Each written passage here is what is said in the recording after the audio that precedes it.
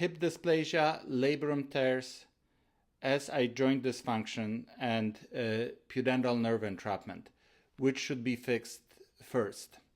So in this case, especially with labrum tears, I believe that labrum tear should be fixed first before doing the surgery on the pudendal nerve, or actually before doing any procedures on the pudendal nerve. So labrum is the thick tissue here, ligamentous tissue around the hip joint, which helps keep the head of the femur in the hip.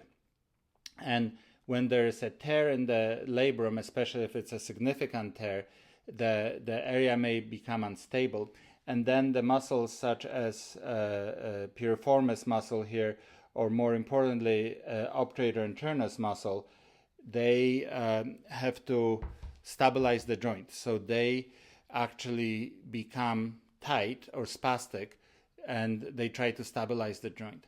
And just like I explained in previous video, the spasm of the piriformis muscle, the spasm of the obturator internus muscle will put the pressure both on the sciatic nerve and on the pudendal nerve here in this area. So in this case, I recommend that labrum tear is repaired. Certainly before doing pudendal nerve decompression surgery. But even if we get to the part of doing pudendal nerve decompression surgery, we have to make sure that the muscle spasm is relieved first. As far as SI joint dysfunction, so SI joint is the joint that connects the sacrum here to the pelvis. So this is the joint underneath here.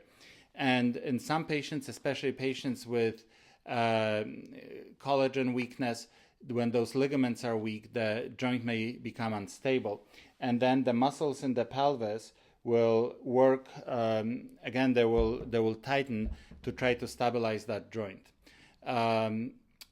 The problem is that there's really no easy fix to surgically fix SI joint dysfunction. There are surgeries that do that, but they are not as commonly performed as labrum tear surgeries. In cases, in patients who have significant tightness of the pelvic floor because of SI joint instability, I treat those patients just like I treat any other patient with the pelvic floor muscle spasm, which is physical therapy, suppositories, and ultimately injections of the botulinum toxin. Thank you.